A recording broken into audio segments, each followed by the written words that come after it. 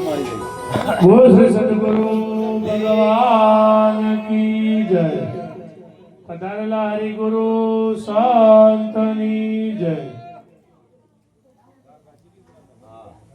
આજે અમારે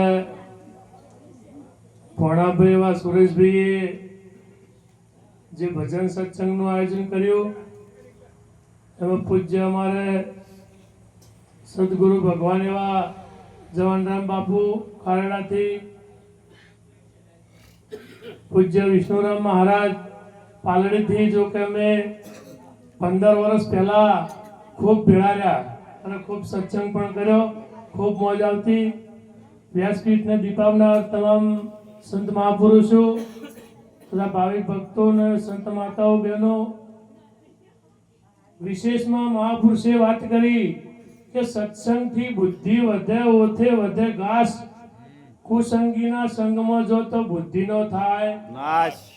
અહીંયા મહાપુરુષો સત્સંગ પીરસી રહ્યા છે, છતાંય આપણે આપણી પડોજણમાંથી પરવારતા મહાપુરુષે કીધું કે હરતા ફરતા ધંધો કરતા ધ્યાન હરિનું ધરવું, નિરાંત કે નિષ્ઠાનું ફળ અધર્મથી।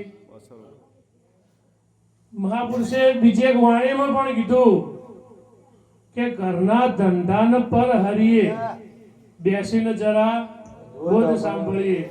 આપણા આંગણે આવા કોઈ તત્વવેતા મહાપુરુષો પધાર્યા હોય અને છતાંય જો આપણા કોઈને બીજે મંડાયેલા હોય અને એમનો જે મહાપુરુષના મુખા કમળનો જે શબ્દ જે છે એ આપણા હૃદય કમળ સુધી જો અસર ના કરે તો સુધી મારું તો એવું માનવું છે કે આના કરતા ગોદડો ઉઠીને હુઈ રહેવું સારું।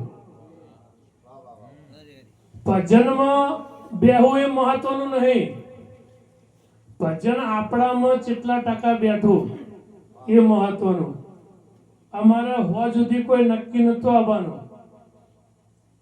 મોહનભાઈ દાડા કીધું કે ભાઈ આપણા બેનના તો ભજન છે, જવાનું છે, અને વિષ્ણુરામ મહારાજ આવે છે। મેં મહારાજને ફોન કર્યો, મહારાજ કે હું મહેસાણા જવાનો હતો પણ એનો વાયક મળ્યો ને ભાવ આગ્રહ ખૂબ હતો, તો સંતોષે વધારે ચાલે એવું, એટલે અહીંયા આવું છું। એટલે ખૂબ તાલાવેલી થઈ કે ગુરુ મહારાજના દર્શન થશે, પૂજ્ય વિષ્ણુરામ મહારાજનો સત્સંગનો લાભ મળશે।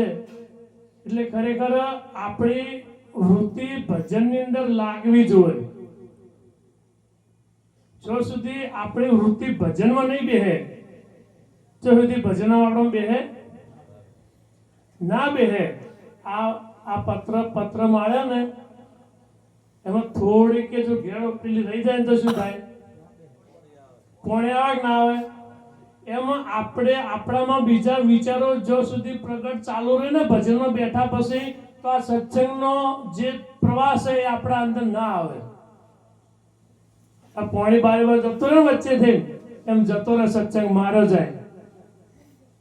એટલે કીધું કે સત્સંગથી બુદ્ધિ વધે। આ સત્સંગ વાપરવાથી બુદ્ધિનો વિકાસ થાય। હું તો કોઈ ભજન ના થાય તો કોઈ નહીં, ભગવાન ના ઓળખાય તો કોઈ નહીં, પણ બુદ્ધિ તો સાત્વિક થાય ને થાય।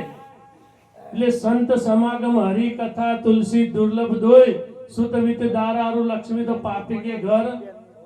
તુલસીદાસે ભાર મૂક્યા શબ્દ ઉપર કે સંત સમાગમ ને હરિની કથા આ જીવનની અંદર મળવી દુર્લભ છે।